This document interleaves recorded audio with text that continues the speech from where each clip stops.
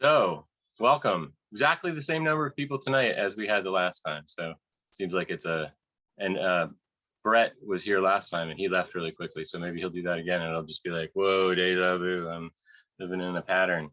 Um, so, this is just for those of you who weren't here last time. This is what the box looks like. It's quite a cool big box. I do have to say my son is playing a video game in the other room with his friends, so you may hear a little bit of screaming. That's not anyone dying. My son is just yelling at the screen and with his friends. This is what the box looks like, and it's really cool. I'm obsessed with the box because I've seen the cards before. I've been working with the cards for a while because I got them printed by another printer. You know, as I was doing it, I'll show you that deck in a minute. But these boxes. It's gonna be really cool. I can't wait till I have like just a huge, gigantic stack of them in my life that I have to figure out how to get to you all. It's going to be very exciting. So last week, I haven't put the video up for those of you who weren't here, but I talked about the major arcana. Just a brief recap. Basically, when I created this deck, the inspiration for it really was that I wanted to create a tarot that I could use as a tarot deck and basically have the same interpretations that I currently do when I'm reading tarot, but that would have more of a cool, Greek feel to it, because that's over the last, decade or two, it's become more and more my aesthetic. And so as I started designing it, the Greek magical papyri started coming into it, and it eventually became what it is today. But because of the fact that I was trying to create a tarot, I chose specific images, a lot of them for image reasons rather than meaning reasons. And then at the end, it suddenly occurred to me that there was this kind of story being told by the 22 cards in a row, which was a very cool realization that I had as I laid all the drawings out in a row. And I was like, holy cow, this is like the first part. They're talking to the Olympian gods, and then they go on the boat with Charon down to the underworld, and then they're dealing with more like chthonic gods down below. It's really, there was this real flow to it that it was pretty consciously unintentional. Now, I'm not going to say that subconsciously I wasn't creating it, but it felt very inspired when I realized that. But because of that, I created cards that were based on, as close to the tarot archetypes as possible. Like, for instance, this is the card that would normally be called the Hermit, and it's Kronos. And you can see it's a guy with a staff and holding, in this case, a rock, but in the traditional tarot, it's a lamp. And so the rock, this is really actually based on a piece of pottery that's quite similar to this in a lot of ways. The only difference is that actually Raya, his wife, is holding the stone rather than him holding it himself. I in order to make it look a little bit more like the Hermit card, I went with him holding the stone. But other than that, it's pretty closely based on a piece of historical pottery art. But so, I mean, he looks a lot like the Hermit in this card, and I chose it just mostly because of that. And obviously Saturn is kind of an outer, a lonely planet in some ways, and it fits with the idea of the Hermit in some ways. But it was really largely about this image. And then and in fact, I thought of Kronos as being the card beforehand, and then I saw this image and I was like, oh wow, this absolutely has to be the Hermit in the deck. But so it was, I didn't really know the meaning of why the cards that I was choosing were being chosen until after it happened. But so because of that process and the very sort of organic way in which I created it, rather than trying to system it, so I'm a guy who sometimes tries to make charts and make things illogical and figure out the secret, figure out what the technology is behind something. But I'm also an artist, and I also have a very strong sort of mystical and visionary bent to me. So I was allowing that part of me to run this process a lot more than I often do. But so when those 22 arcana were finished, I was like, there's a few things that bug me about this. First of all, I realized that partway through the process of creating them, I realized it was going to be really focused on the Greek magical papyri. The first few images that I created, which were Hecate, Hermes, and Typhon, I was not really sure where I was going with the project at all. Shortly after that is when the PGM started coming in, but I'd already sort of started filling out the deck, and I realized, with the exception of Typhon, who is very much associated with the Greek magical papyri, and Hermes and Hecate, that all three of those are very Greek magical papyri oriented. The rest of the gods that I filled in there, although most of them are mentioned in the Greek magical papyri, they aren't really central to it. And so that kind of bugged me a little bit, that I didn't have as many of the sort of like really sort of Greek magical papyri oriented deities, you know, because there's a lot of mention of the Egyptian deities, for instance, and obviously they aren't mentioned at all in the original 22 cards. And then there were a few other sort of nerdy things that I noticed, which was that that I had 6 of the planets covered by the cards that were in it, but I didn't have Aries, because Aries is actually mentioned, I don't know, 6 or 7 times in the PGM, but it's always in association with him being the planet Mars. It's never really, there's no invocation to Aries in there anywhere, and there's no spells that really call upon Aries as a specific entity. In my opinion, I kind of feel like Typhon sort of fills that role in some ways within the texts of the PGM, because he covers a lot of the things that Aries would cover, like destruction and violence and lust.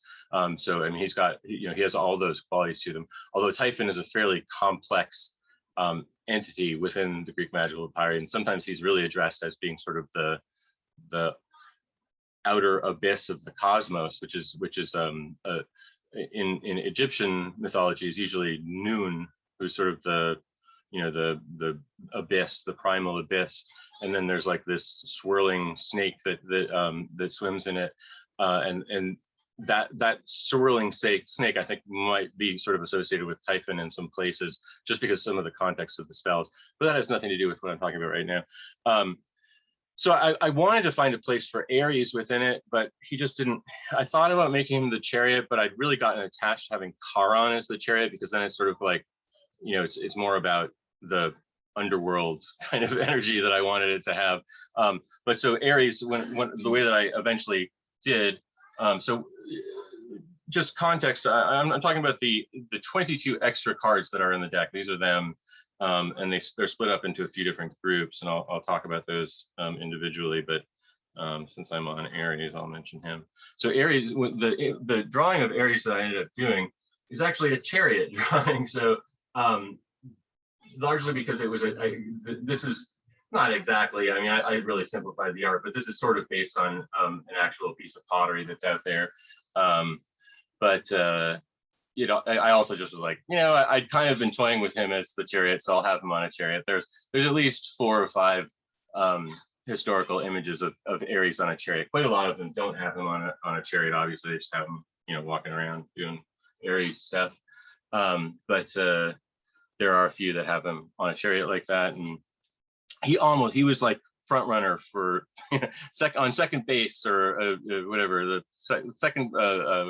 Was the word I'm looking for, understudy for the part of the chariot. Other contenders for it were Poseidon, just because I don't know, I like Poseidon, and I kind of wanted to figure out a place for him, but I couldn't figure it out.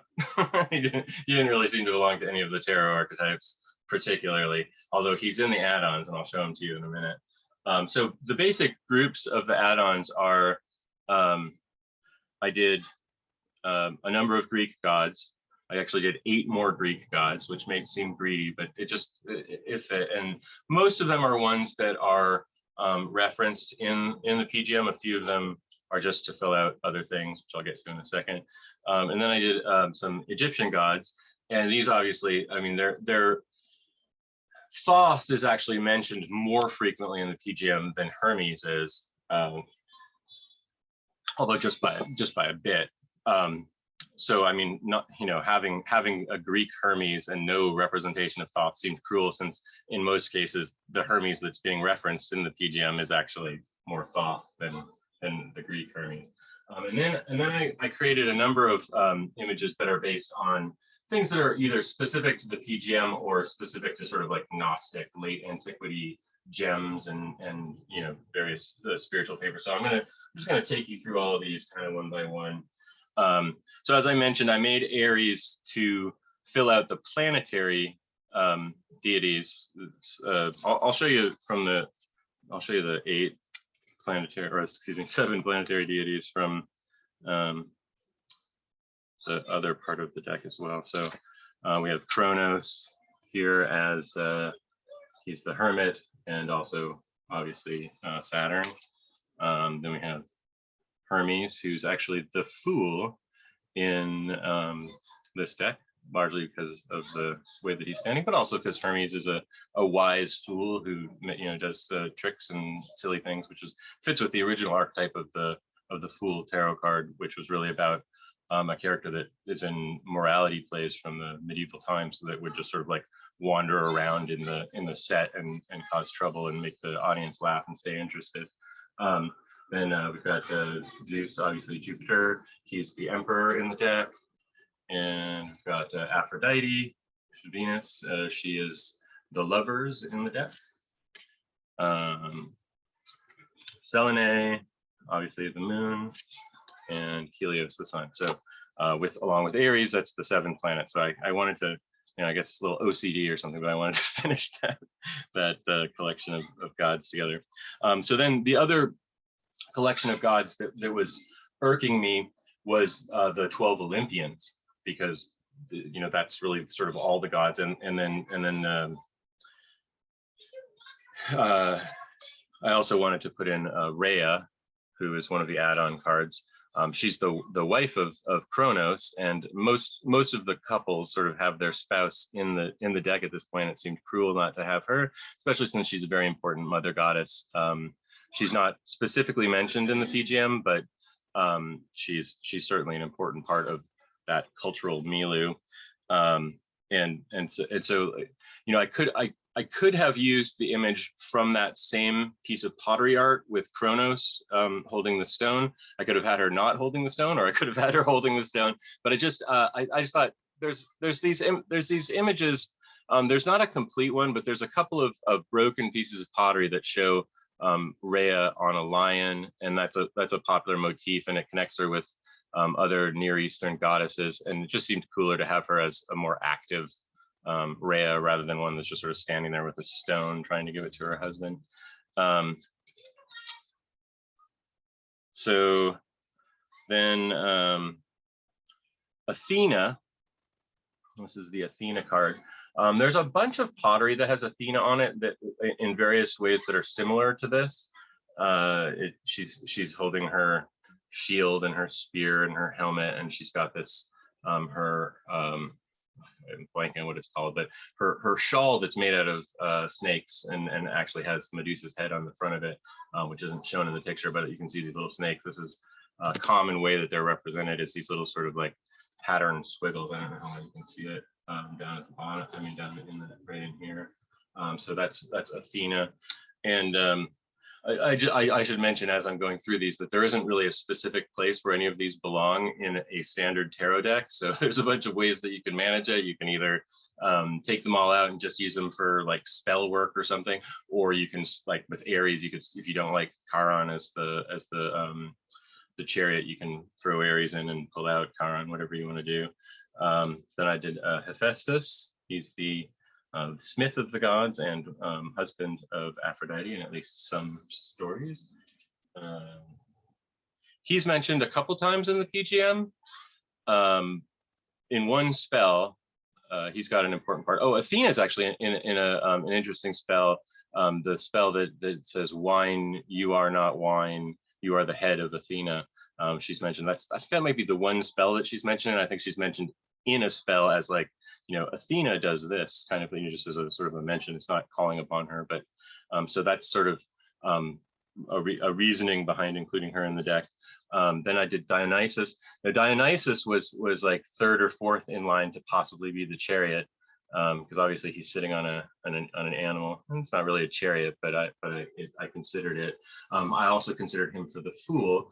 A version of Dionysus is in my sexual sorcery tarot that I only did trumps for, sitting on a lotus. So I mean, that would have fit, but it just, I liked Hermes both imagistically, but also, like I said, because he's sort of a character that moves all through the realms and stuff. It made sense for me to have him be sort of that unnumbered card that can be anywhere. Not that there are any numbers on these cards. One of my many strange innovations. My wife is like, "Are you sure you don't want to like put the regular stuff on these cards too?" And I'm like, "No, I want them to be talismans. I want them to be magical objects that don't look, that, you know, although they are tarot cards, don't look like tarot cards, so I can put them on my altar and not feel like I'm just holding a tarot card. So Dionysus is, there's actually quite a few, again, pottery images of him sitting on a leopard like this, riding along with his thyrsus, his wand that has a pine cone at the end of it. This is a fairly common motif on pottery, so, which I thought was pretty neat. I mean, it's a fun look. So he and Raya kind of both are astride lions, kind of like they're part of what's that game called? Warcraft? That's what it was called. Someone can correct me if I'm wrong, but World of Warcraft, that's what it was, where you would ride on a lion. For those of you who played that game, you'll know what I'm talking about. Poseidon, like I said, I just kind of like Poseidon. I feel like he kind of came out looking like Jason Momoa in Aquaman. But, that wasn't my intention, but he kind of looks that way. But this again is a, you see that this little dolphin character in a lot of pottery, it's not ever quite like this. This is actually kind of based on an image in which he's fighting a giant, which there's a ton of versions of that particular motif. And I just took that out because it seemed superfluous to the archetype as itself, and I really liked the little dolphin. And a lot of the deities you'll notice have sort of an animal sidekick in them. So I was like, oh, I'll just make that his animal sidekick. This is pretty exactly copied from a piece of pottery that doesn't look quite like this with Poseidon, but the little dolphin looks just like this. Then Hestia, which is interesting. Poseidon, I don't think is mentioned anywhere in the Greek magical papyri. I haven't found him anywhere, so he's included for my own vanity, I guess. The Hestia is only mentioned a couple of times in the Greek magical papyri, but she's also mentioned as being someone that you don't want to mess with. You don't want to not give Hestia her due, because she's sort of the goddess of hearth and home, and the eldest of the Olympian gods. And so, you know, she would always be given first offering in things. And so I didn't want to leave her out and have her be mad. That actually was true of Aries as well. And then Demeter is the last of the extra Greek cards. So Demeter here, this is based on a piece of pottery that I simplified it quite a bit, but she's holding stalks of barley, which was obviously one of her sacred symbols and importance to the rites of Eleusis. There's actually quite a bit of pottery that shows both her and one of the characters that's mentioned in the hymn to Demeter is a guy who sort of rode around and spread barley cultivation throughout the Greek world. He's kind of got like a winged chariot thing that he's sitting on. Obviously, he's not in here either, in the same way that he didn't include the giant that Poseidon was fighting. Oops. There goes all the cards. So those are the Greek add-ons, and like I said, they can just be kept out and used simply for when you want to have a ritual that they might seem appropriate for you to just meditate or contemplate on them. But they can also just stay on the deck. I've been doing readings with all the cards in it, and it seems to have gone just fine. I include sort of suggestive interpretations for how you might fit them in divinatorially in the book that comes with, or that is available with the deck. So let's move over to the Egyptian gods. Now, the interesting thing about the Egyptian gods is a number of them are kind of like cognate with the Greek gods. So I mean, you could pull out the Typhon card and stick in the Set card if you wanted to. You could pull out the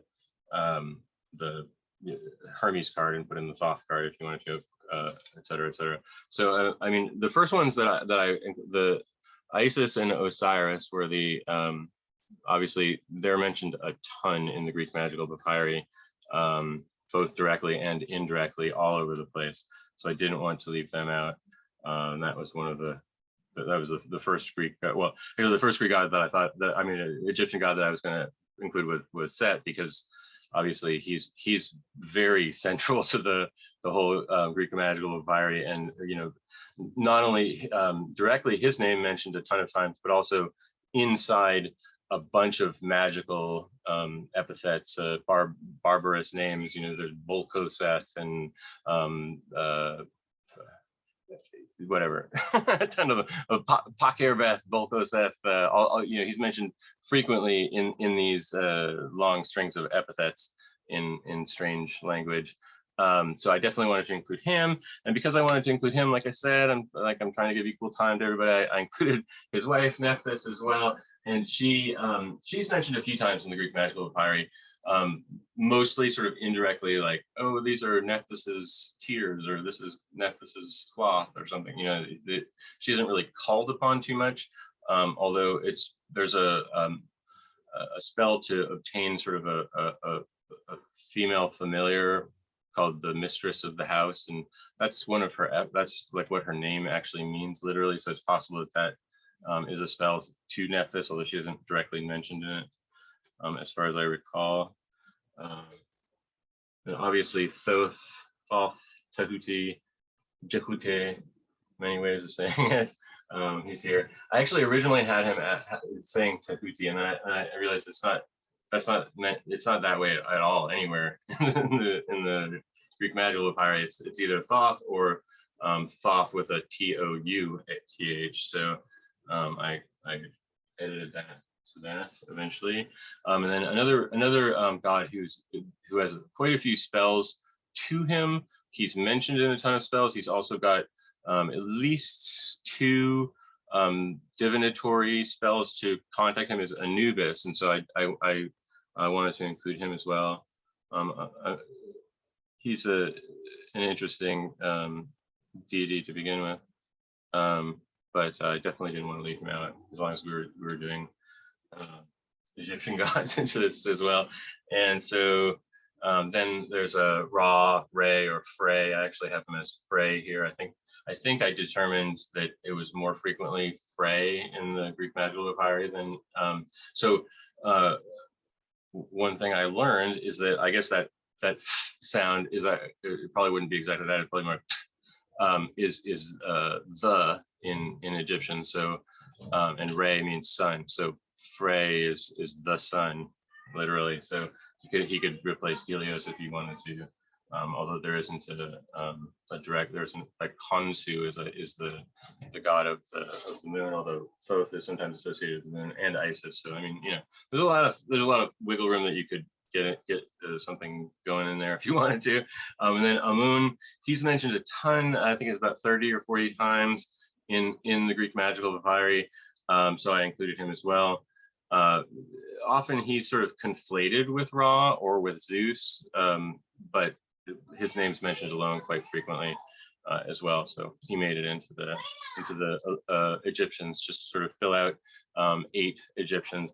And then I wanted to include some things that were more directly sort of like the weird PGM and Gnostic things that were. So obviously, Abrasax, I included my Abrasax image. Of course, there's no pottery that has this image on it, because it's not really something that would have been in every person's home.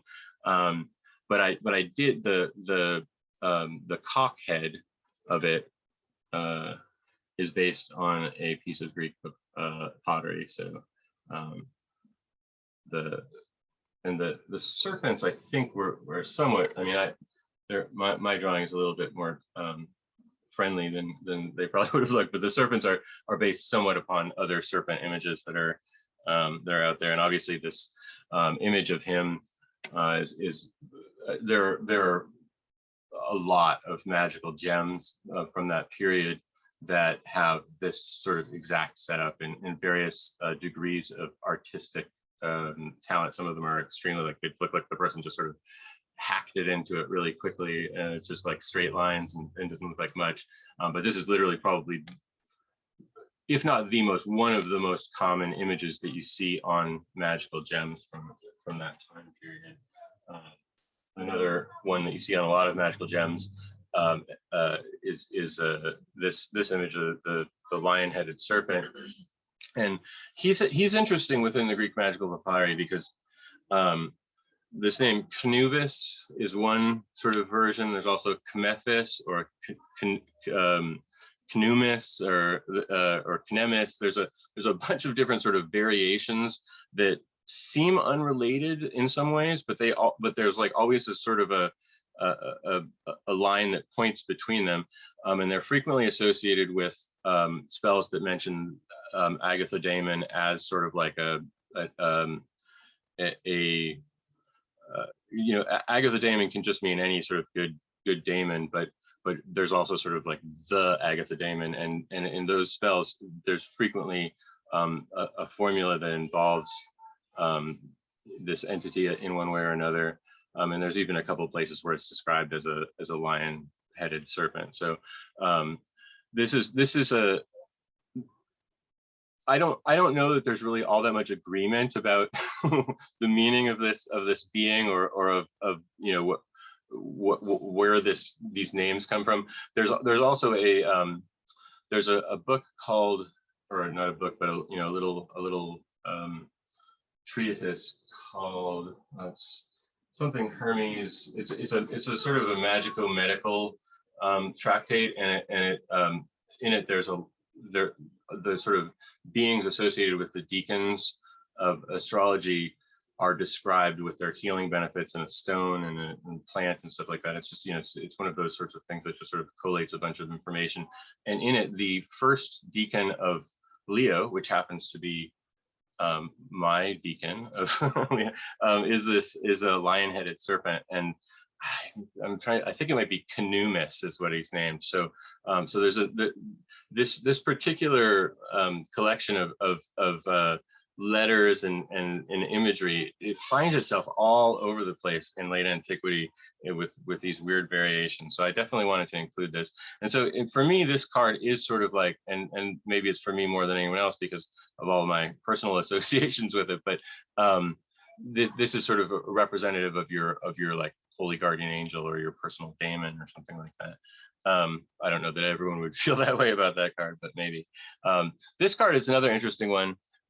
He's a being called Bes, who was like a little dwarf god that was associated with protecting women in childbirth, and over time he sort of started growing in popularity, I think because that was such a popular thing to want protection during, and he started like taking on attributes of other gods. So like by the time you get to late antiquity, you see he's holding like all these wands.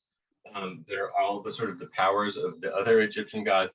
He's got a giant penis. So there's actually 2 giant penises in this set of cards. So if you're considering using them in a professional setting, you might want to either warn people or slip those out and put different cards in instead. But he's got sort of eyes all over his body.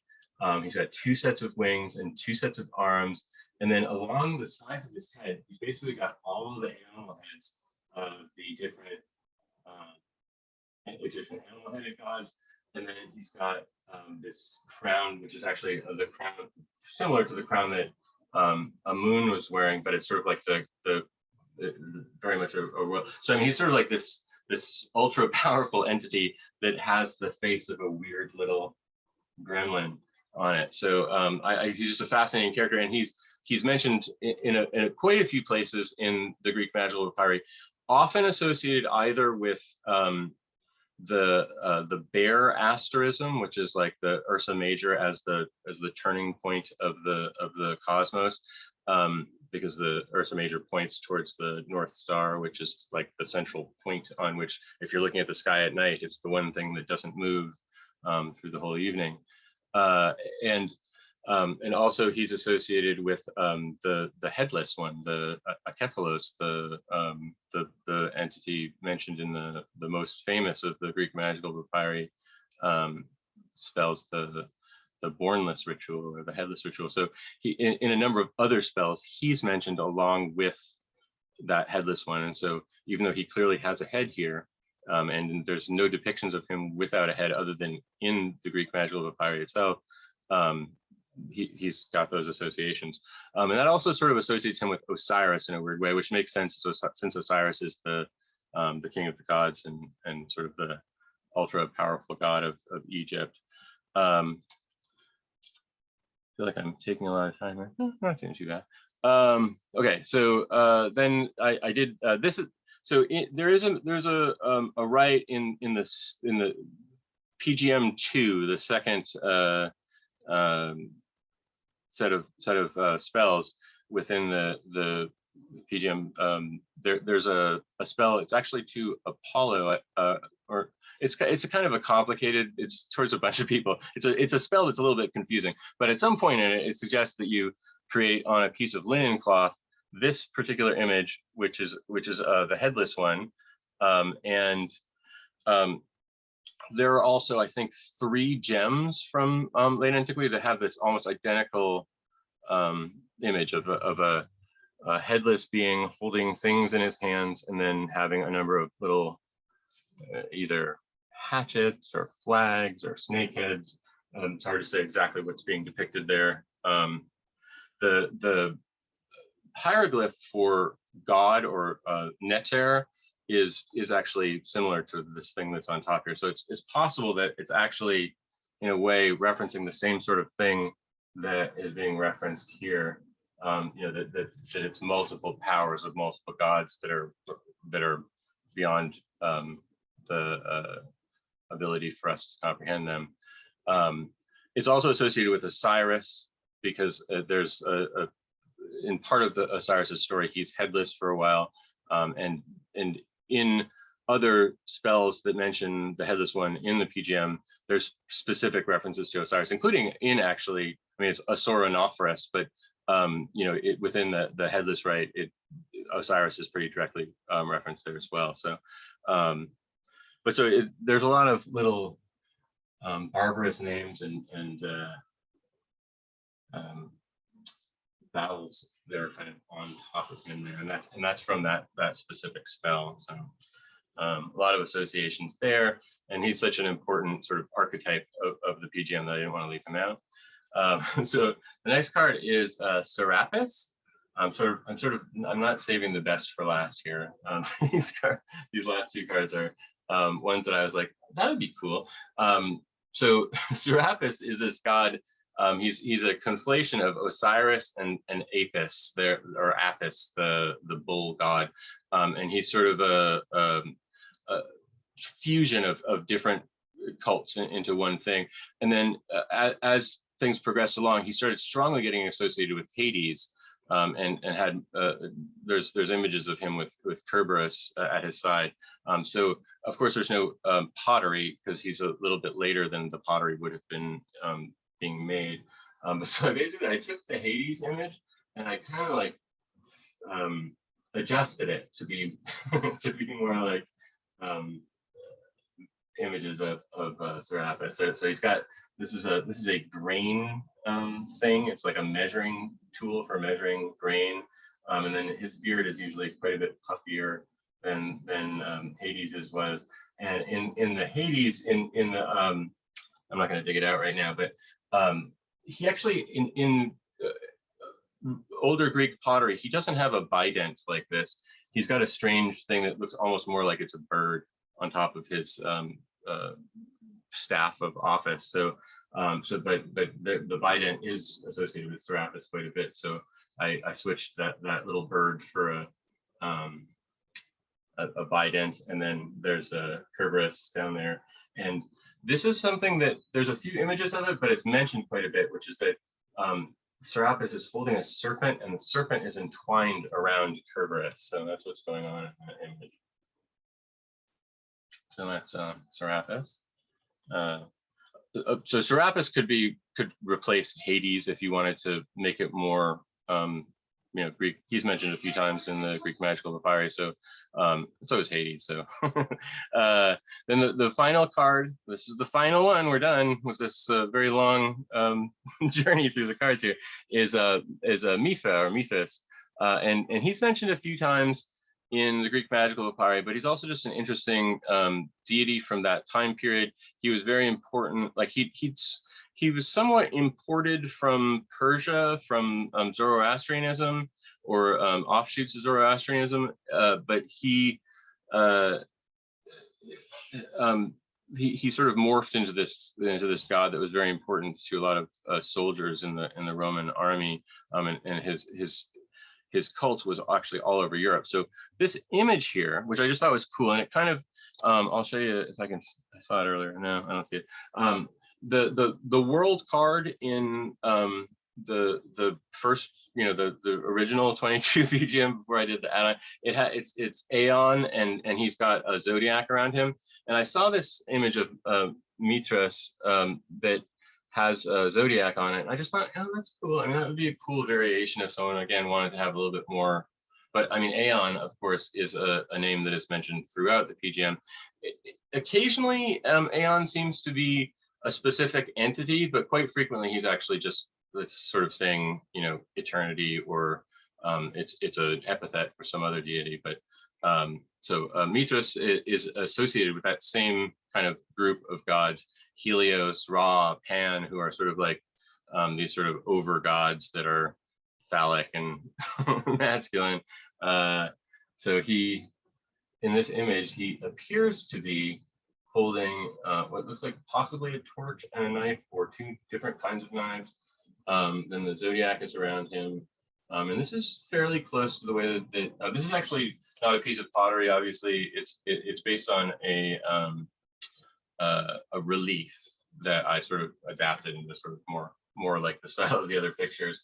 But this is pretty close to what was being represented in it, which I think is kind of neat. There's very sort of somewhat modern looking representations of the signs that I thought were really cool. That was probably what drew me to including it more than anything, was I like the zodiac around it. But so he's wearing this sort of hat that it's somewhat the way that he's associated. He's kind of more associated with like a Smurf hat most of the time, but I guess this sort of fits that theme a little bit. And then it looks like at the bottom it's an egg. So like the top and the bottom kind of look like he's emerging from an egg, which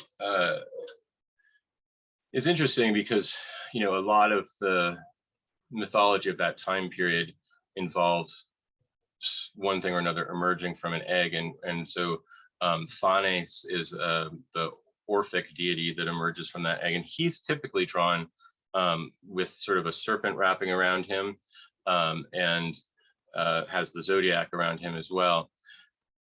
And what's interesting is in a lot of the cult shrines of the mysteries of Mithras, they actually found a lion-headed version of that, and scholars aren't quite sure what to make of it.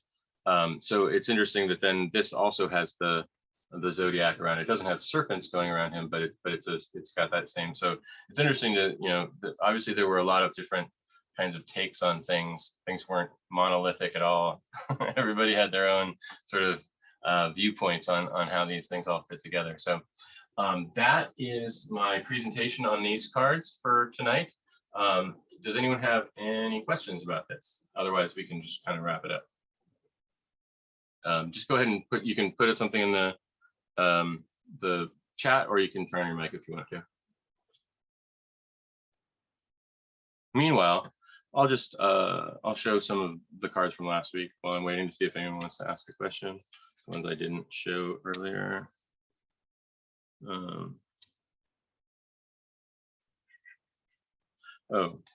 So rounding out the Olympians, as I said, I wanted to have the 12 Olympians in it. We've got Hera from the original, she's the Empress. And then we've got Artemis, she's the High Priestess. And then Apollo, he's the Hierophant or High Priest or Pope, whatever you want to, whatever term you like for your tarot. Yes, sir. How's it going? Brent, oh, is there a Greek letter associated with each trump? So that's a really good question, and something that I actually wrestled with throughout the process of creating them. There are a few different ways in which people have associated Greek letters. Stephen Flowers has a version of it. Of course, his versions of the trumps don't 100% or even 10% correspond with what I applied, but you could take a look at that if you were interested in associating a Greek letter with it. Additionally, there's a fellow, I can't remember his name, but he's associated with the Ogdoadic sort of what is it called? I can't remember the name of the order, but the folks who have a little bit more of a Greek version of the Golden Dawn that have been around for a long time. The Llewellyn folks were pretty involved with them for a while.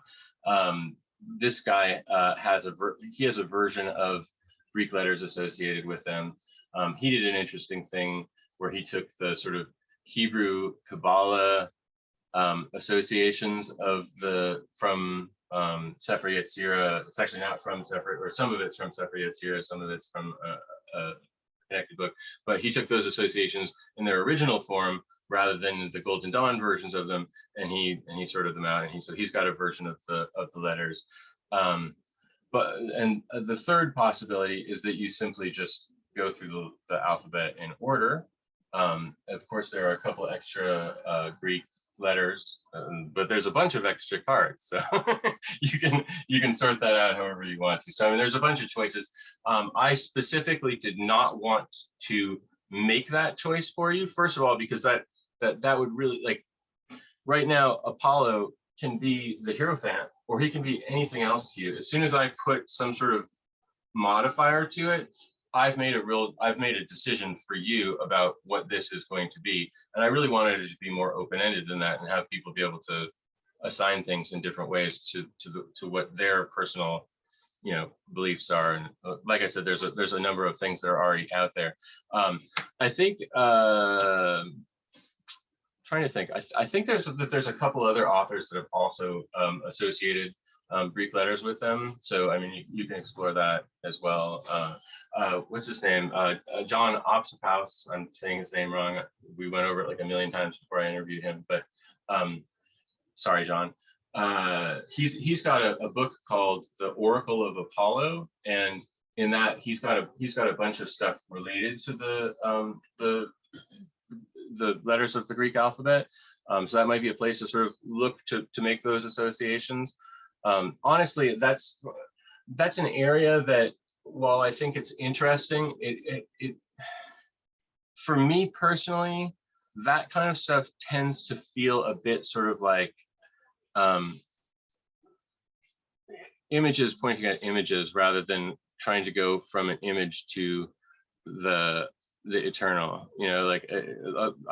One of the things that I've been sort of backing away from with Kabbalah stuff, particularly our sort of European Hermetic Kabbalah, is that so often it's literally just two or three or even four different symbols, all just sort of pointing at one another with no sort of like gestalt that takes you to anywhere else. It's just sort of like, oh yeah, Venus means this and this and that, and it doesn't elevate me in any way. It might elevate another person. I know some people talk about that, but it just isn't my thing. I'm much more interested in just sort of approaching things for what they are and in trying to experience the essence that's behind them. But that's a great question, and like I said, it's something that I ran around in my mind, and my wife was like, well, you're really not going to mark these in any way other than their names?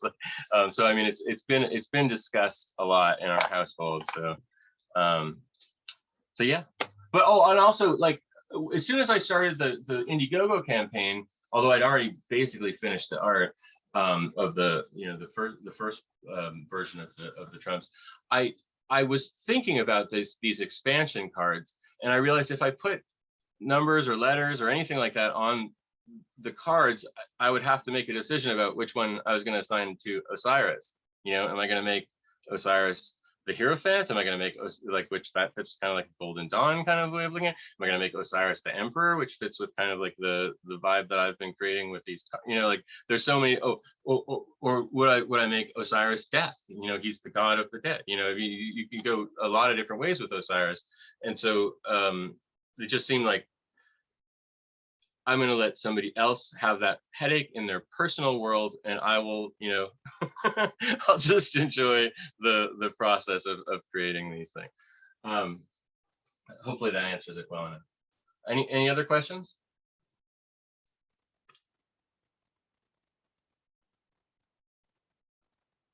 So the next time I'm going to talk about the coins. I'll talk a little bit about all four of the suits, but then I'm going to focus in on the coins and talk about, you know, what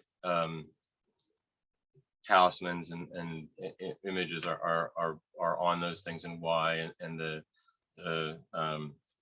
oracles from the Homeric oracle that are associated with them. I'll just show you a couple of those, just so you know what I'm saying. So like I know some of you have already seen this or watched videos about it or whatever, but here's just okay. So this is an interesting one, and again, I used a far less logical approach to this than I have done in some things in the past, and I really just sort of allowed the daemons that were guiding the process to sort of tell me which card should go with which. So in some ways, like this card, I look at this and I'm like, I don't quite understand why all of this is this way, but that's just the way that it came. So in this card, so this is the 2 of coins, and in the Rider-Waite deck, it's a guy with sort of a eternity symbol with 2 coins, and he's kind of got wobbly stuff behind him. But for me, the card has always been about sort of changing circumstances and material, like moving forward in a new direction materially, not necessarily for good or for bad. But so the way that this came through in this set of cards is it's these 2 women who are chasing coins that are kind of rolling away from them. And then the thing at the top is this is actually from the PGM 36. It's a love spell, or a lust spell, and it's got this kind of like Abrasax-like chicken-headed demon as the entity, and then there's some Setian or Typhonian epithets along the sides there, and then within the Homeric oracle that goes with it. This is probably a little bit more random seeming than some of them. It goes, or will you alter your purpose? The hearts of the good are flexible. So the gestalt of all these things to me is basically, I guess it's kind of similar to my normal interpretation of this card. It's about, you know, sort of going after things that you want, and being flexible. It's important to be like, I feel like it just sort of summarizes some of the stuff that I tend to say about the card when it's coming up, but altogether it's going to have a unique experience if you use it as you do readings with it. And I have done some readings with these, and they flow perfectly well, for me anyway. So let me see if I can find one that's a little bit less totally random seeming. Okay, so this is the 6 of Cups, and so it's these 6 ladies that are sort of toasting with drinking cups in their hands. And the talisman is a talisman that's called the Stele of Aphrodite, and it's a talisman for obtaining friendship and connecting with people. So I mean, this is very much a card of connection. And in the Rider-Waite deck, it's shown as a like 2 little young looking people like toasting with 2 cups, and then there's 4 cups in front of them, and it's sort of like a friendly looking farm scene or something like that. I'm trying to think of what Crowley's version of it looks like. I want to say they're in a hexagram in it. and maybe that it's green in the background. I don't remember. Frankly, I haven't because I use the Rider-Waite deck primarily when I'm doing professional readings, because my clientele is very much lay people, and the Crowley deck sort of scares them a lot of the time. I'm curious to know what they're going to think about this. I've only done a few readings on lay people with this, and so far it's kind of refined, but I'm wondering when I'm going to start getting like, why is there a penis on that guy? So anyway, the Stele of Aphrodite is a a spell that's, or a talisman for kind of connecting with people and making friends.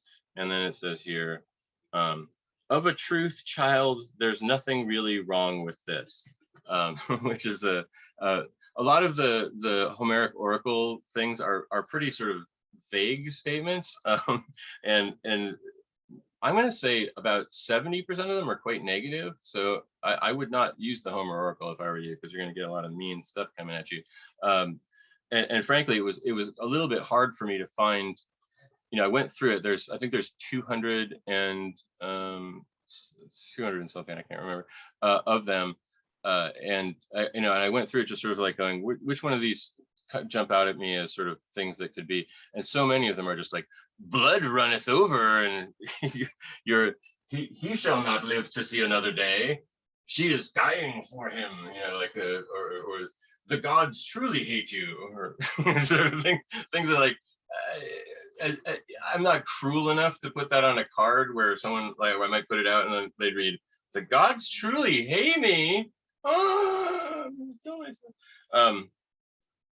So I actually tried to choose ones that either seemed relatively positive, neutral, or if they were negative, they fit with specific cards, like the Nine of Swords, or the five, all the swords mostly, and a few other ones too.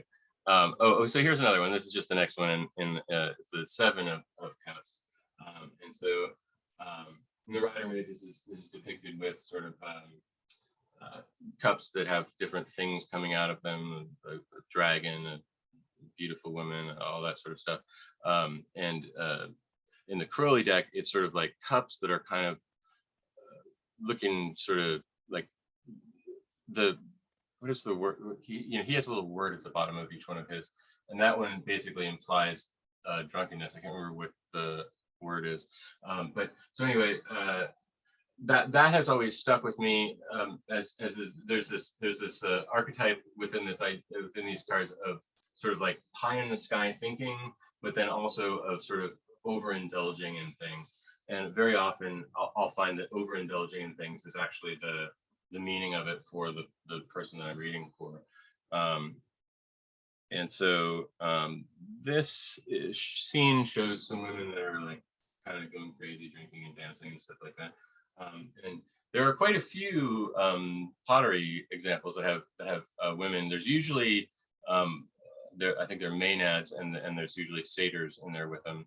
The way that I made these cards is, because the image of the people is fairly small, I wanted to keep the images as simple as possible. So like every suit has a single kind of person in it. So there's only women with their hair back but down in the cups, like all the cups. So if you look at the card and you're like, I don't know what this is, if you see the woman with the ponytail or the hair come down, oh, that's a cup. So the talisman in it is a protective talisman that reverses magic that's been done against you.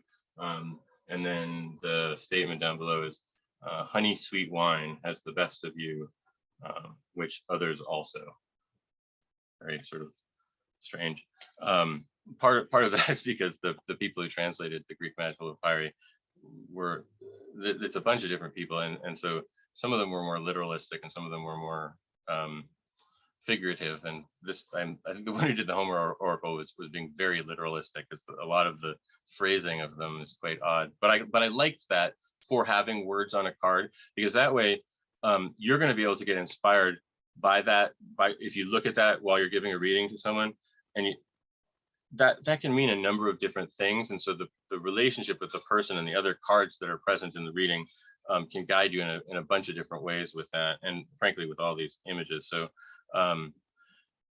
that's a little teaser on that, and we are basically done with time. So none of you. Oh wait. Brett says, court cards in the minors also have talismans, or would you like to reveal that later? I'll reveal it now. We haven't gotten cut off yet. So as far as I can see, you've made really good choices on everything. Oh, that's very sweet of you.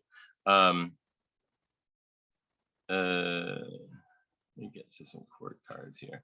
Okay, so the court cards, I don't know that I've mentioned this publicly. So you guys are, so the court, to me, the court cards in all tarot decks, even if they vary them a lot, they're very sort of like formulaic. And so I just said, I'm just going to go with kind of a formulaic approach to this, and just basically have somewhat standardized images with the thing in their hand. So this is the king of coins or pentacle. This is the queen. This is the knight.